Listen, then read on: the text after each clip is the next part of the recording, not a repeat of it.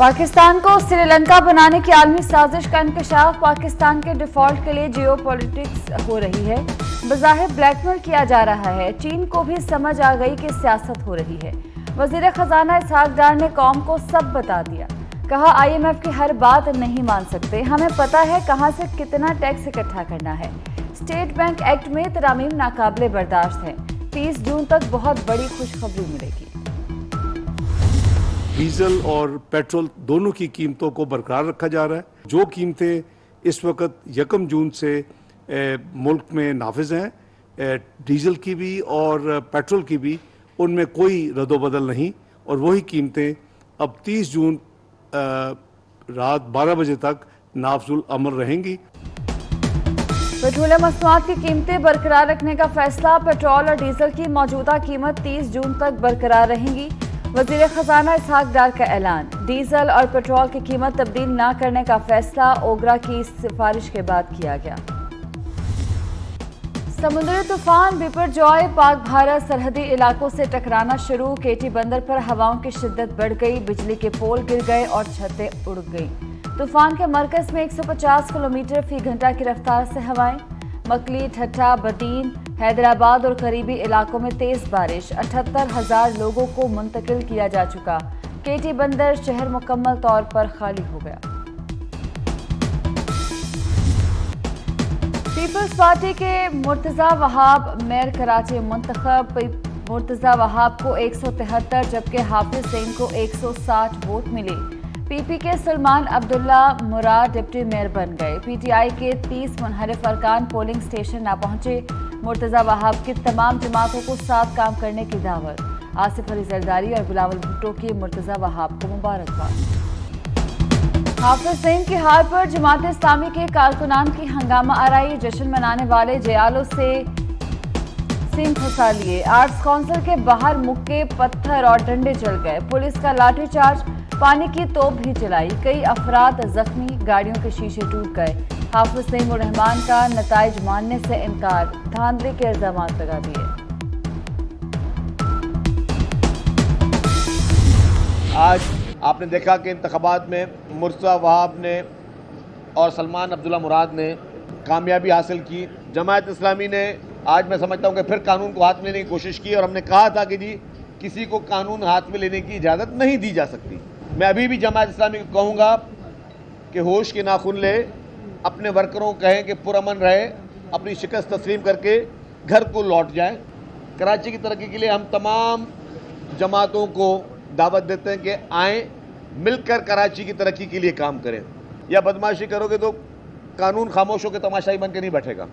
اگر آپ نے غنڈہ گردی کرنے کی کوشش کی، اگر آپ نے بدماشی کرنے کی کوشش کی تو قانون حرکت میں آئے گا۔ پیپلز پارٹی نے جماعت اسلامی کے الزامات مسترد کر دیے۔ شرجیل میمن بولے کہ جماعت اسلامی ہار قبول کرے اور گھر جائے، غنڈہ گردی نہ کرے۔ کسی نے بدماشی کی تو قانون حرکت میں آئے گا۔ سعید غنی نے کہا کہ کراچی کی میئرشپ حاصل کرنے کا خواب پورا ہو گیا، شہر کی خدمت کے لیے مل بیٹھنے کا کہیں گے۔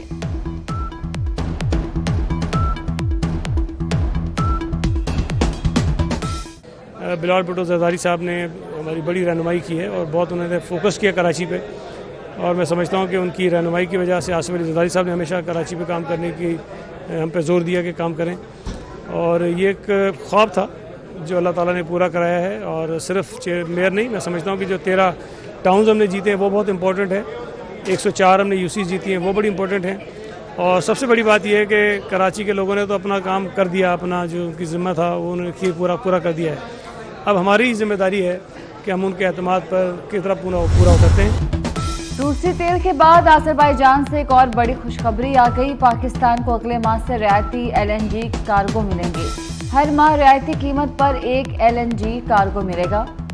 پاکستان اور آذربائیجان میں کئی شعبوں میں تعاون کو وسعت دینے پر اتفاق۔ توانائی، زراعت، ٹرانسپورٹ، دفاع اور تجارت شامل۔ شہباز شریف کی آذربائیجان کے صدر کے ساتھ پریس کانفرنس۔ کہا عالمی مہنگائی کی وجہ سے چیلنجز کا سامنا ہے، پیٹرولیم مصنوعات میں تعاون چاہتے ہیں۔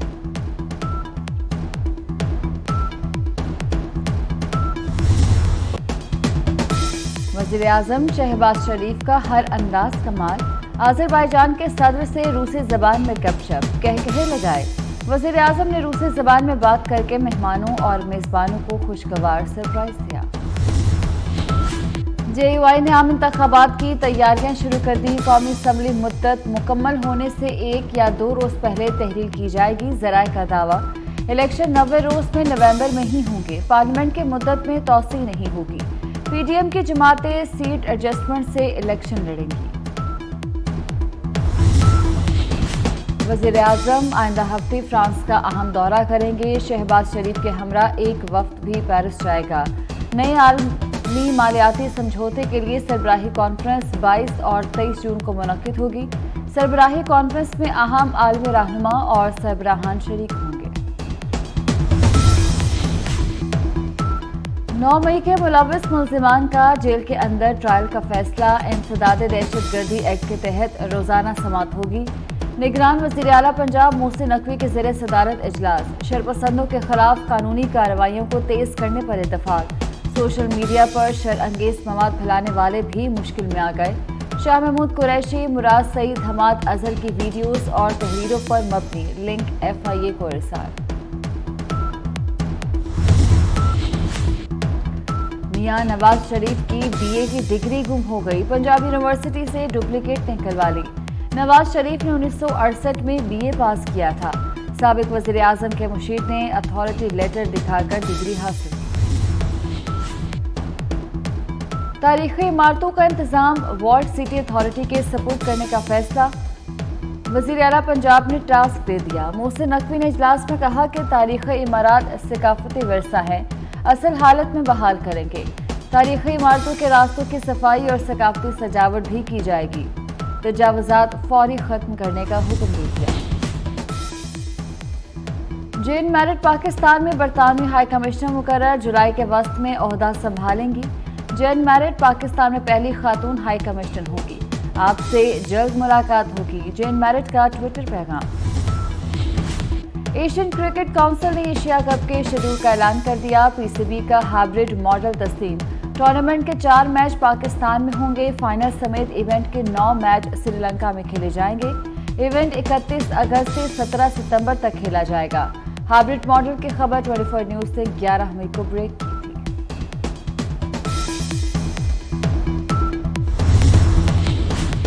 कितना कमाया, कितना टैक्स दिया, मारूफ गुलकार आतिफ असलम भी FBR के रडार पर आ गए। आतिफ असलम से बुक्स ऑफ अकाउंट, आमदन की रसीदें और ज़ाती अखराजात की तफसीलात तलब। आतिफ असलम ने साल 2020 में आमदन 7 करोड़ 80 लाख जाहिर की थी।